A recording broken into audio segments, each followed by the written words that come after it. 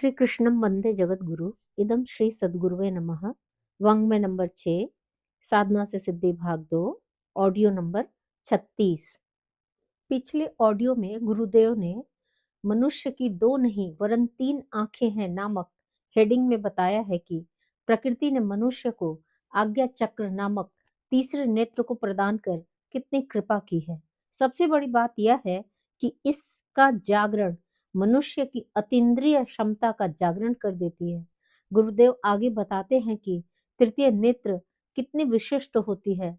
उनका कथन है कि तीसरी आंख प्रस्तुत 2 आंखों से कम महत्वपूर्ण नहीं है। उसे ना तो उपेक्षित पड़े रहने देना चाहिए और ना ही कुदृष्टि अपनाकर नष्ट भ्रष्ट ही करना चाहिए। मनुष्य की 2 नहीं 3 आंखें हैं नामक हेडिंग का शेष भाग अब आगे। पूर्वाभास की क्षमता कई व्यक्तियों में असाधारण तौर पर विकसित होती है। द्वितीय महायुद्ध में ऐसे लोगों का दोनों पक्षों ने उपयोग किया था। हिटलर के परामर्श मंडल में 5 ऐसे ही दिव्यदर्शी भी थे। उनका नेतृत्व करते थे विलियम क्राफ्ट। इसी प्रकार ब्रिटिश मंडली के एक सदस्य श्री डी वॉल ने तत्कालीन ब्रिटिश विदेश मंत्री लॉर्ड हेलीफैक्स को सर्वप्रथम एक भोज में अनुरोध किए जाने पर हिटलर की योजनाओं का पूर्वाभास दिया। वे सच निकली और श्री वोल को फौज में कैप्टन का पद दिया गया। श्री डी वोल हिटलर की अनेक योजनाओं की जानकारी अपनी दिव्य दृष्टि से दे देते। ब्रिटेन तदनुसार रणनीति बनाता। फौजी अफसरों को जिम्मेदारियां सौंपते समय भी उनके भविष्य की बाबत श्री डी वोल से सलाह ली जाती।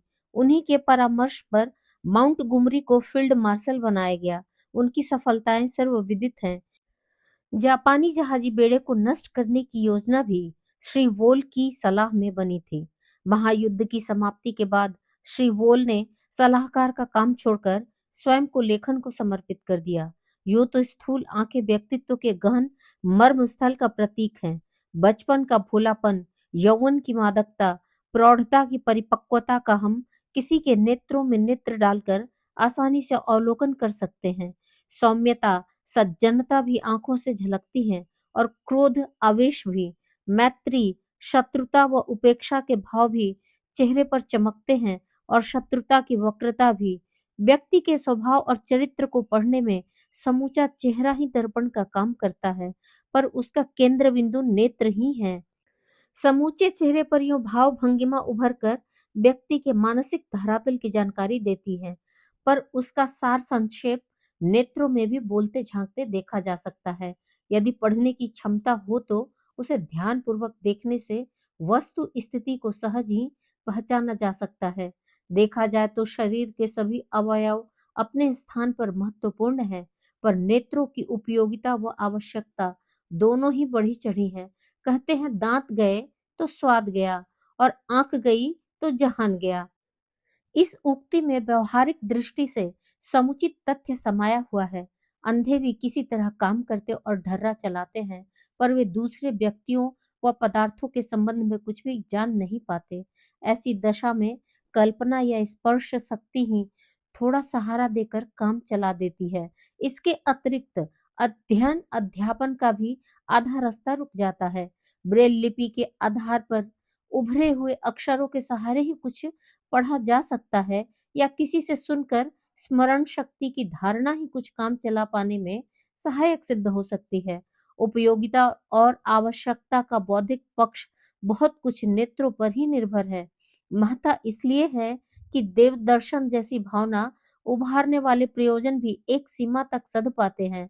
आध्यात्मिक जगत में जिस अंतर्मुखी होने की आवश्यकता पर जोर दिया गया है, वह भी बहिर्मुखी प्रत्यक्ष जगत से अपने को अवरुद्ध करके भीतर घसीट ले जाने से ही बन पड़ती है।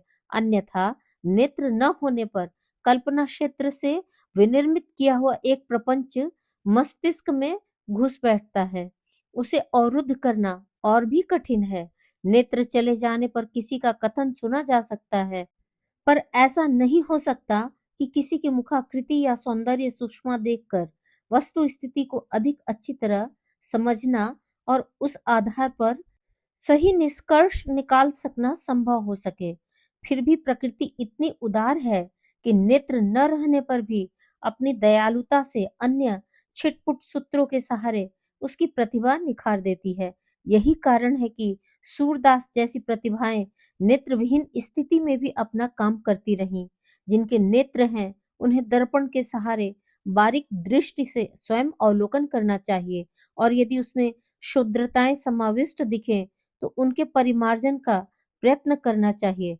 अहंता, वासना, कपट, कामना आदि अपनी भीतरी दुष्प्रवृत्तियों को नेत्र मात्र से उभरता देखा जा सकता है। इस अनगढ़ता को अपनी समीक्षा दूसरों से कराकर अपने द्वारा स्वयं मिटाना चाहिए।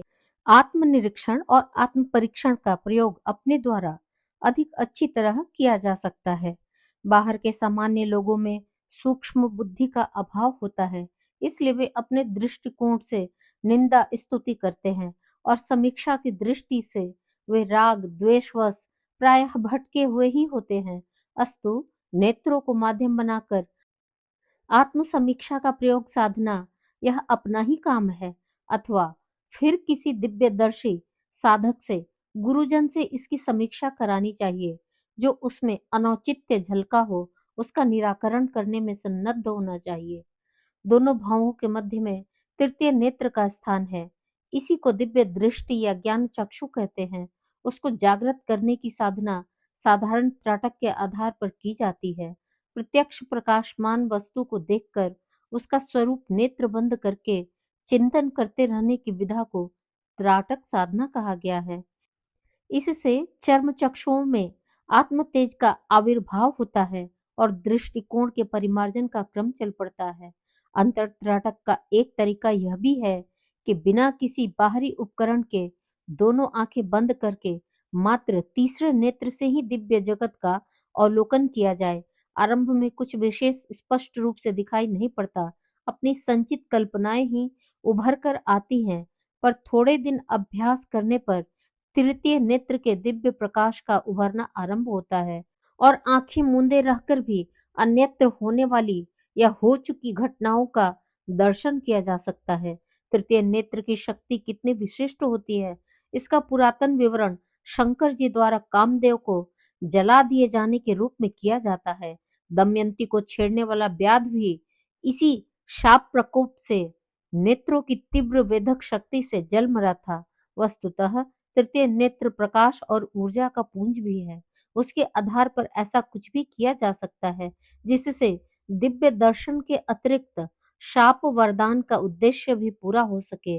शक्तिपात में, हिप्नोटिज्म में उस नेत्र शक्ति का प्रयोग किया जाता है जो पहले से ही तृतीय नेत्र के भंडार में भर ली गई होती है। इस शक्ति से उत्पन्न हुई दिव्य दृष्टि अनेकों का अनेक प्रकार से भला कर सकती है। यह भंडार कदाचित अनायास भी फूट पड़ता है।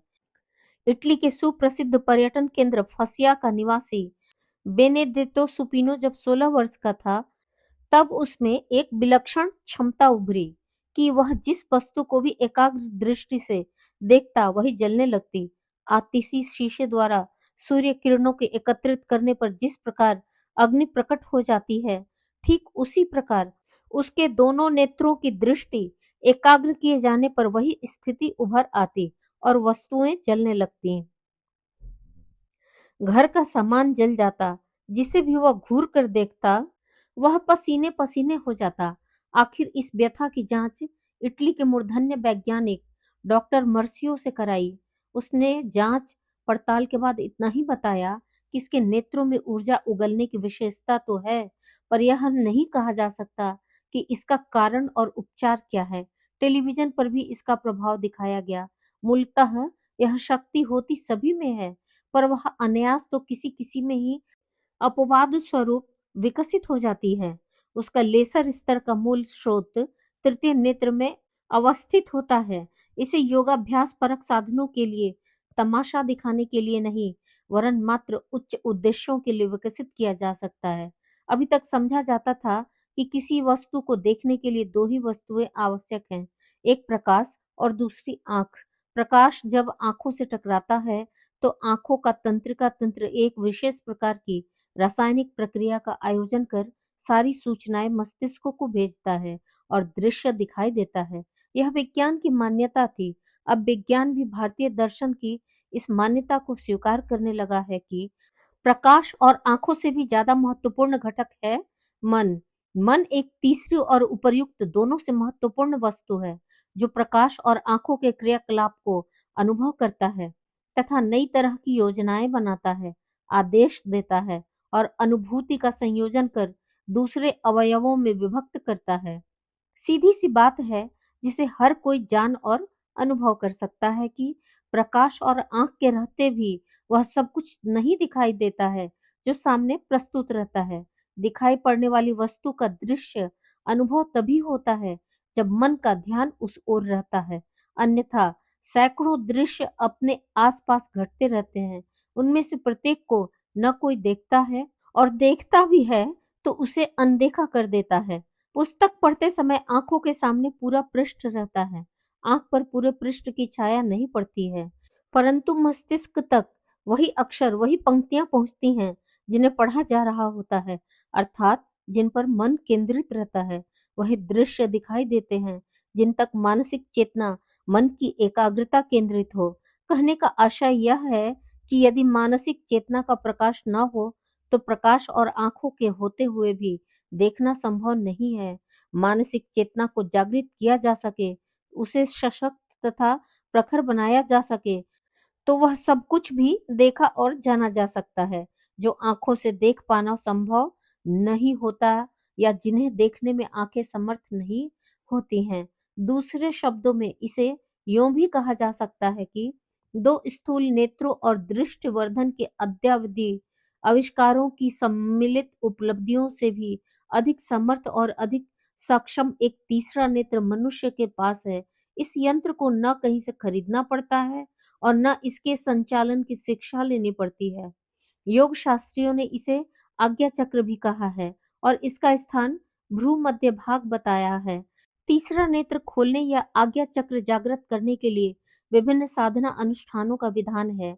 उन्हें निष्ठा पूर्वक संपन्न करते हुए वह अंतर ज्योति विकसित की जा सकती है, जिसके माध्यम से लोक लोकांतरों की, भूगर्भ की पंच भौतिक परिस्थितियों को देखा और समझा जा सके। इतना ही नहीं, इस नेत्र में वह शक्ति भी है कि जीवित प्राणियों की मन स्थिति, भावना, कल्पना, योजना, इच्छा, आस्था एवं प्रकृति को भी समझा जा सके। यूं सामान्य नेत्र भी अपने आप में अद्भुत हैं। उनकी संरचना भी इतनी विलक्षण है कि उन्हें देखते हुए आश्चर्यचकित रह जाना पड़ता है, जिनमें प्रकाश दर्शन की रहस्यमय परतें सन्निहित हैं। मस्तिष्क के उन संस्थानों का विवेचन कर पाना भी विरलों के लिए ही संभव है और समझ पाना तो और भी कठिन है। यहाँ चर्चा इन दोनों नेत्रों से भिन्न और उनसे भी विलक्षण तृतीय नेत्र की जा रही है।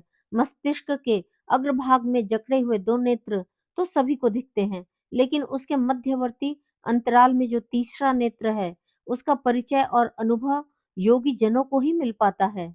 दोनों भौहों के मध्य में जो बाल रहित स्थान है, उसे भ्रिकुटी कहते हैं। भ्रिकुटी के पीछे नीचे अस्थि आवरण के बाद एक बेर की गुठली जैसी ग्रंथि आती है। इसे आज्ञा चक्र का स्थान कहते हैं। स्मरण रहे, यह ग्रंथि आज्ञा चक्र नहीं है।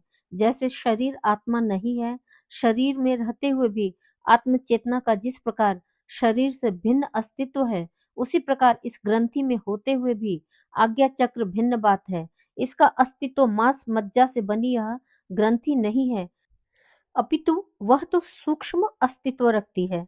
शरीर शास्त्र की दृष्टि से इस ग्रंथि का कार्य और प्रयोजन अभी तक पूरी तरह नहीं समझा जा सका है। आत्मविद्या के अन्वेषी ज्ञाता इसके महत्व और कार्य की विशेषता को बहुत पहले से जानते हैं। यदि इस तथ्य को खोज निकाला गया तो ध्यान द्वारा प्रकाश कणों को आकर्षित करने तथा शरीर में अतीन्द्रिय ज्ञान की क्षमता उत्पन्न करने वाली भारतीय योग प्रणाली पूर्णतः सम्मत प्रमाणित हो जाएगी। प्रोफेसर फोंटान ने एक अंधे फ्रांसीसी व्यक्ति का उल्लेख किया है। वह व्यक्ति उंगलियों से छूकर ऐसे विवरण बताया करता था जो साधारणतः आंखों के बिना नहीं बताए जा सकते। कनाडा की एक अंधी लड़की ऐसा चमत्कार प्रदर्शन करने में सक्षम थी। फ्रांस के प्रसिद्ध कवि जूल्स रोमेंस की उन दिनों परोक्ष दृष्टि विज्ञान में बड़ी दिलचस्पी थी। उन्होंने अपने साहित्यिक कार्यों के साथ-साथ इस विषय में शोध की थी और बताया था कि त्वचा में तीसरा नेत्र विद्यमान है, जो स्पर्श संवेदना के द्वारा निकटवर्ती वस्तु के बारे में बृहत्तर जानकारी संग्रह करता रहता है। आँखों की तरह ये छोटे नेत्र वस्तुओं की आकृति भले ही स्पष्ट रूप से न जान सकें, पर उनकी प्रकृति के संबंध में नेत्र गोलकों की भांति ही ज्ञान प्राप्त करते हैं।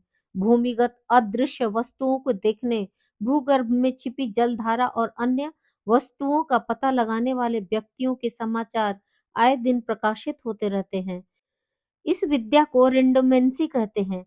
रेंडोमेंसी विज्ञान के द्वारा जमीन में दबे खनिज, रसायन, तेल आदि वस्तुओं का पता लगाया जा सकता है। केवल जल की तलाश करने वाली विद्या वाटर डाउनिंग में तो कई लोग पारंगत हैं। आयरलैंड के विक्लो पहाड़ी क्षेत्र में मीलों दूर तक कहीं पानी का नामो निशान नहीं था। जमीन भी बहुत कड़ी और पथरीली थी। प्रोफेसर वेनेट, जो वाटर डाउनिंग में पारंगत थे, ने खादान विशेषज्ञों के आग्रह पर अपनी इस क्षमता का सफल उपयोग किया। वे कई घंटे तक उस क्षेत्र में घूमते रहे और अपने ढंग से उस स्थान का परीक्षण करते रहे। अंततः वे एक स्थान पर रुके और कहा, यहाँ केवल 14 फुट गहराई पर एक अच्छा जल स्रोत है। खुदाई प्रारंभ हुई और प्रोफेसर वेनेट का कथन बिल्कुल सच निकला। 14 फुट तक खुदाई करने पर पानी की एक जोरदार धारा उफन पड़ी। पिछले वर्षों गुजरात के चंद्रवदन मेहता का नाम पत्र पत्रिकाओं में काफी लोकप्रिय हुआ है। श्री मेहता ने मुंबई में अनेक प्रतिष्ठानों के आसपास पानी का पता लगाकर इंजीनियरों को चकित कर दिया। कुछ समय पूर्व ब्लिट्ज ने फ्लटन, महाराष्ट्र के दानी नामक एक सज्जन का विवरण प्रकाशित किया था, जो अब तक 10,000 स्थानों पर भूमि में छिपे जल का पता लगा चुके हैं। वे अपनी इस विशेषता के कारण इतने अधिक प्रसिद्ध हो चुके हैं कि लोग उन्हें पानी महाराज के नाम से पुकारते हैं। उनकी सेवाओं का लाभ न केवल भारत सरकार वरन इटली, जर्मनी एवं चेकोस्लोवाकिया देशों की सरकारें भी उठा चुकी हैं। यह सब सूक्ष्म शरीर की दिव्य दृष्टि, आज्ञा चक्र का ही चमत्कार है। इसकी मर्यादा और क्षमता बहुत बढ़ी चढ़ी है। उसे समझने, विकसित करने और प्रयोग में लाने की क्षमता योगाभ्यास से ही उपलब्ध होती है। उपर्युक्त व्यक्तियों के उदाहरण इस बात के प्रमाण है कि आंखों से ही सब कुछ नहीं देखा जा सकता। आंखों के अतिरिक्त दूसरे अंगों, इंद्रियातीत अवयवों में भी देखने समझने की क्षमता विद्यमान है। मस्तिष्क नेत्र गोलकों की फोटोग्राफी कैमरे जैसा प्रयोग करता है और पदार्थों के जो चित्र आंखों की पुतलियों के लेंस से खींचता है, वे मस्तिष्क में जमा होते हैं। इनकी प्रतिक्रिया के आधार पर मस्तिष्क के ज्ञान तंतु जो निष्कर्ष निकालते हैं, उसी का नाम दर्शन है। आंख इसके लिए उपयुक्त माध्यम है। समस्त दिशा में विद्यमान प्रत्येक पदार्थ अपने साथ ताप और प्रकाश की विद्युत किरणें संजोए हुए हैं।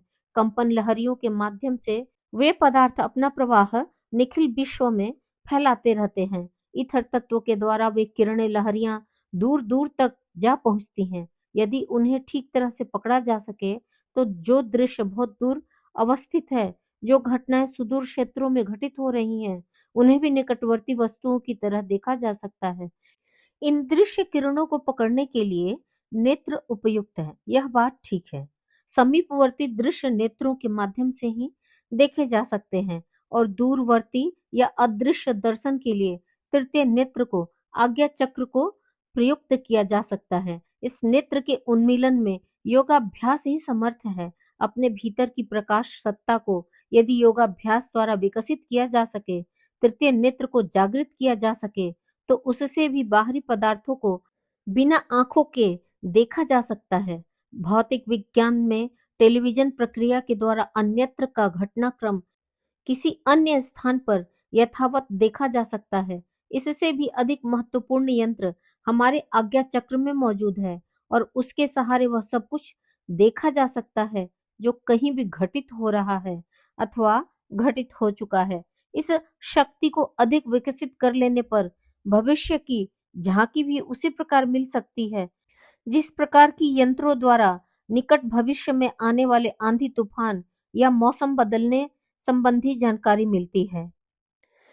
आगे की हेडिंग है जिसे हम पढ़ेंगे, क्या तृतीय नेत्र का जागरण संभव है? मनुष्य के तीसरी आंख होती है। यह विज्ञान में भले ही विवाद का विषय हो, पर संपूर्ण आध्यात्म जगत इस बात पर एकमत है कि मनुष्य का एक तृतीय दिव्य नेत्र भी है, जिसे प्रयास पूर्वक आध्यात्मिक उपचारों के माध्यम से खोला और जगाया जा सकता है। इस संदर्भ में अनेक पौराणिक आख्यान भी हैं। एक के अनुसार भगवान शंकर ने कामदेव को अपने इसी नेत्र द्वारा जलाकर भस्मसात किया था। इसी कारण भगवान शंकर के चित्रों में तृतीय चक्षु को विचित्रित दिखाया जाता है। कहा जाता है कि जब उनका यह चक्षु खुलता है तो संसार में हाहाकार मच जाता है। इसलिए उन्हें महाकाल कहा गया है, अर्थात जो काल से ऊपर हो और प्रकृति में व्यतिक्रम आने पर प्रलय जैसी स्थिति उत्पन्न कर दे। उनका एक नाम प्रलयंकर भी है, पर ऐसी बात नहीं है कि उनका यह दिव्य चक्षु सदा प्रलय ही मचाता रहता है। वास्तविकता तो यह है कि इसमें दो प्रकार की शक्तियां हैं, एक शिव शक्ति कहलाती है और दूसरी रुद्र। जब विश्व का कल्याण करना होता है तो उनके उक्त नेत्र का शिव शक्ति वाला पक्ष काम करता है, और जब अवांछनीय तत्वों को हटाना मिटाना अभिष्ट हो तो इसका दूसरा भीषण और विनाशकारी पक्ष रुद्र शक्ति काम करता है।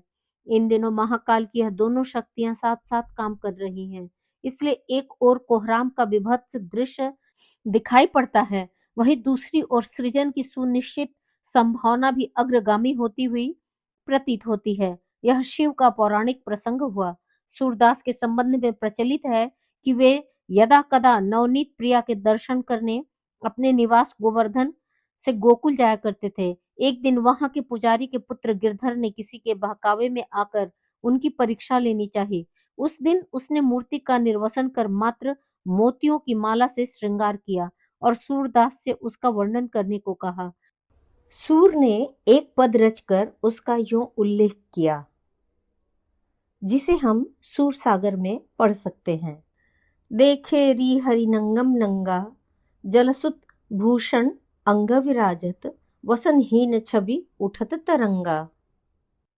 वर्णन बिल्कुल सही पाकर पुजारी का पुत्र बड़ा लज्जित हुआ और क्षमा याचना की। वे गोवर्धन के श्रीनाथ जी की प्रतिमा के दर्शन प्रायः प्रतिदिन इसी दृष्टि से करते थे, और न केवल दर्शन करते थे वरन हर रोज उनकी अद्भुत साज सज्जा का वर्णन पद रचना द्वारा औरों को भी सुनाया करते थे।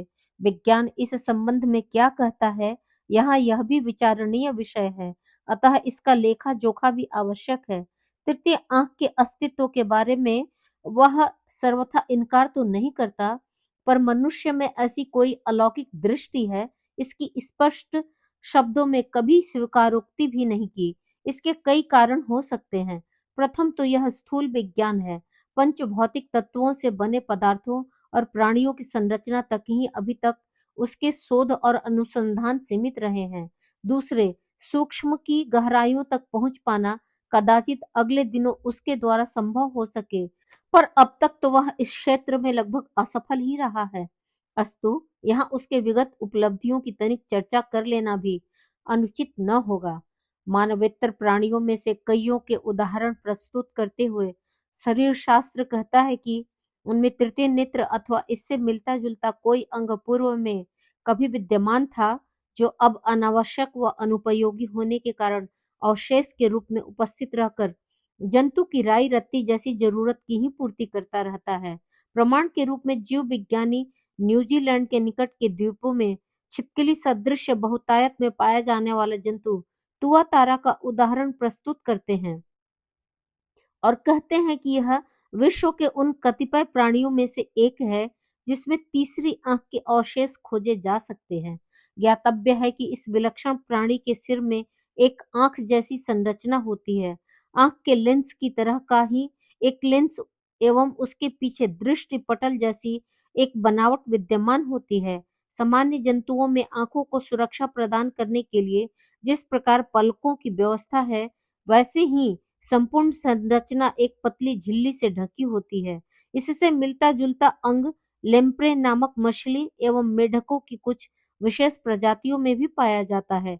इस अंग के संबंध में जीव विज्ञानियों का कहना है कि उक्त अवयव आंख जैसा दिखते हुए भी आंख का कार्य नहीं करता और मात्र फोटो रिसेप्टर प्रकाश संग्राहक की आवश्यकता भर की पूर्ति करता है। जानने योग्य तथ्य यह है कि सामान्य आंख भी एक प्रकार से ग्रहण करने वाली संरचना है, पर वह इससे आगे का एक अन्य कार्य भी करती है।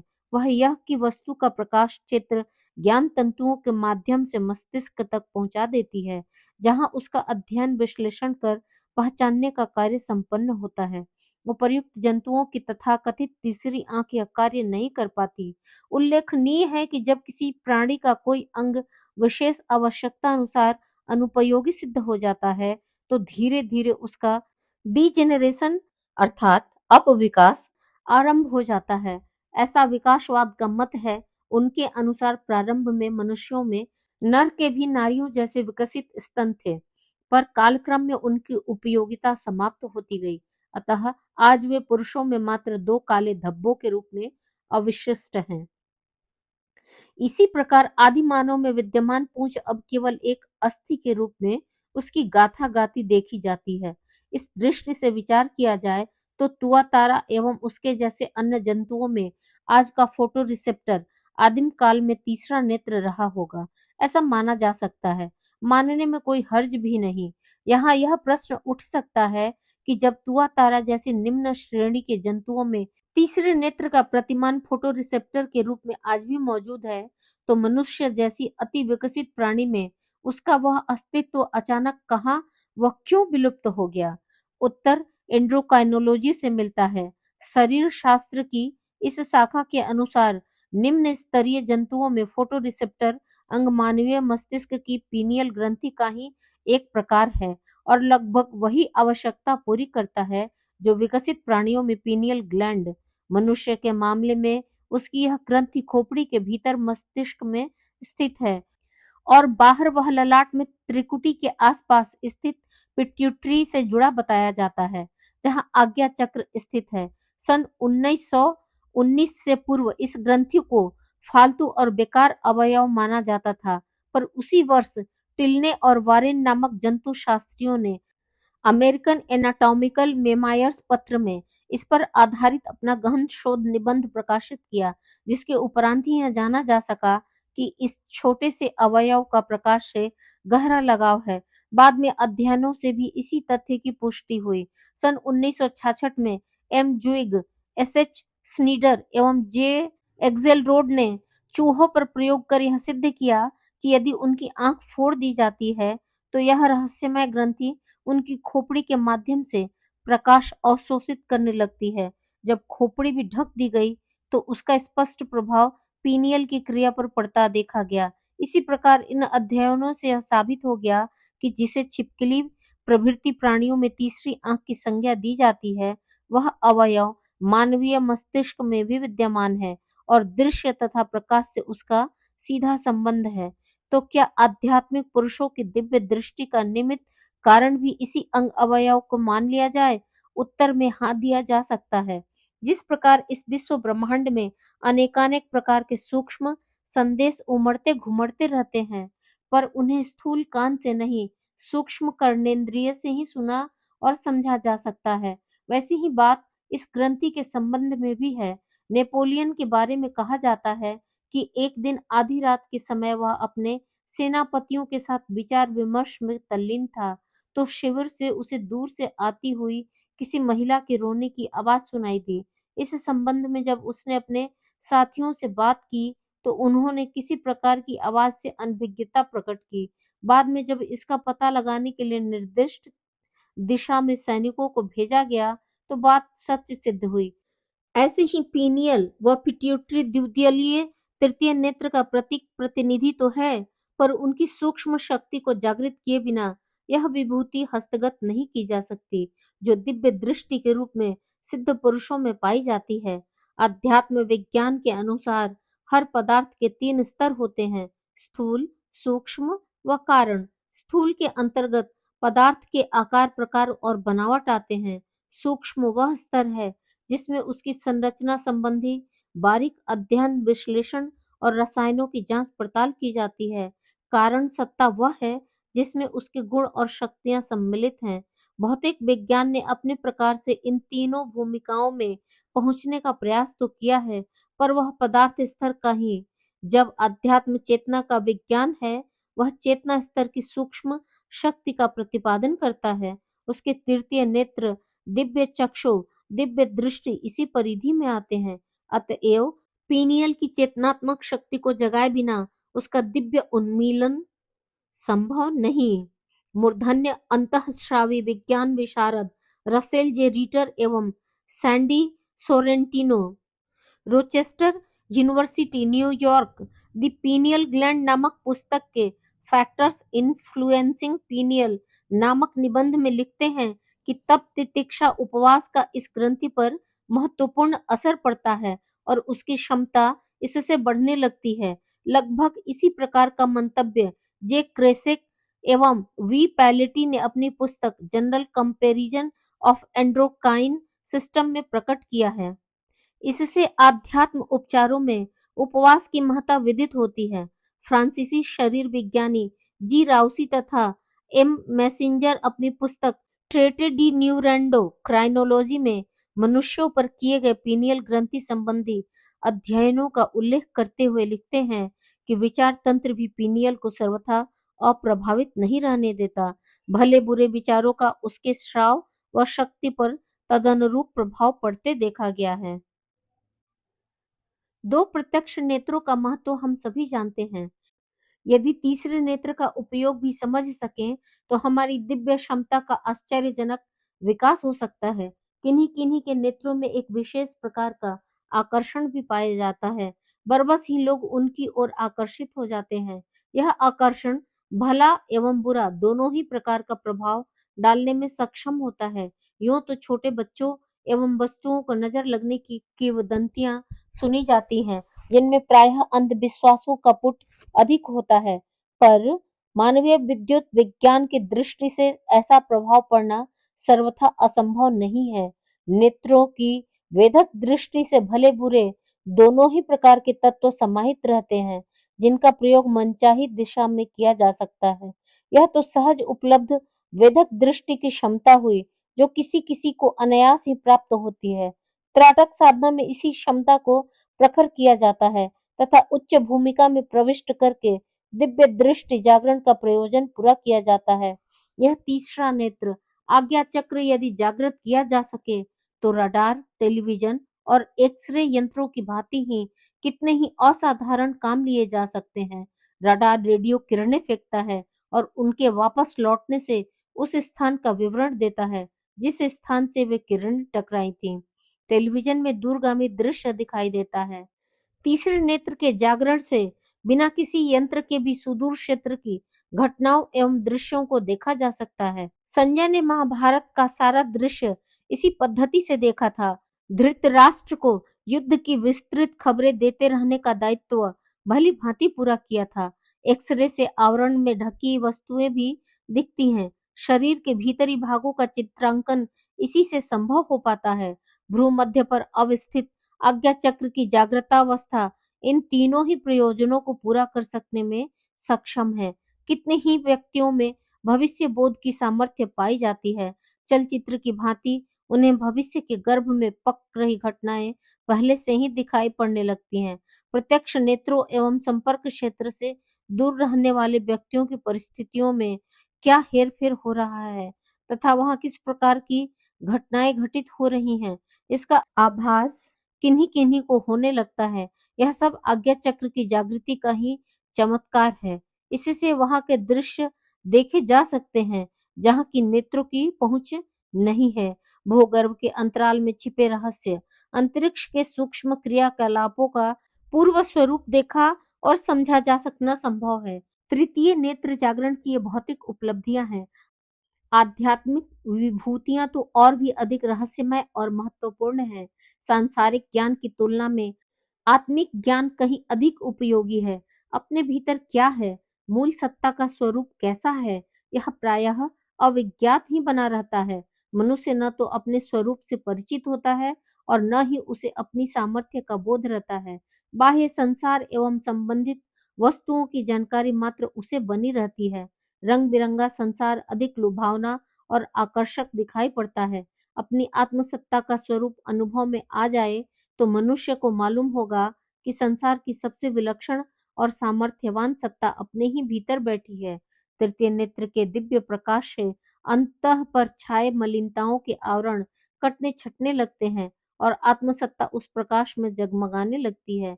ऐसी शाश्वत अनुभूति में पहुंचे हुए व्यक्ति को परा और अपरा प्रकृति के संपूर्ण रहस्यों का अनुभव होने लगता है। तब वह स्थूल जगत के क्रियाकलापों को बाल क्रीड़ा में रचे हुए रेत बालू के घर मकानों जैसी स्थिति में पाता है। अनुभूतियां आत्मसत्ता के स्वरूप को जानने तक ही सीमित नहीं रहती।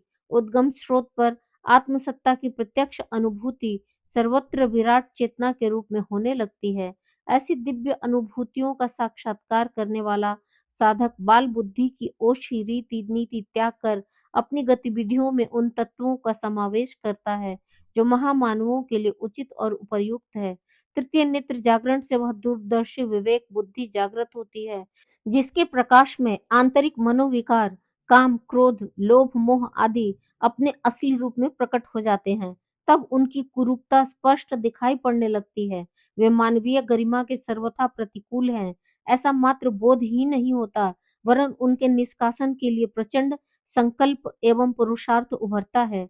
दिव्य दृष्टि खुलने एवं परिष्कृत दृष्टिकोण विकसित होने से सोचने एवं करने का तरीका माया मोहग्रस्त अज्ञान अंधकार में भटकने वाले लोगों से सर्वथा भिन्न होता है। त्राटक साधना अपने समय पर परिपक्व एवं विकसित होकर साधक को समाधि की उच्च स्तरीय अवस्था में पहुंचाती है। शास्त्रों में अनेक स्थानों पर उसका वर्णन आता है। ऐसा ही योग रसायन में भी बताया गया है कि त्राटकाभ्यासतश्चापि कालेन क्रमयोगतः राजयोग समाधि स्यात् तत्प्रकारो अधुनोच्यते। अर्थात त्राटक के अभ्यास से समयानुसार राजयोग की समाधि का लाभ संभव है।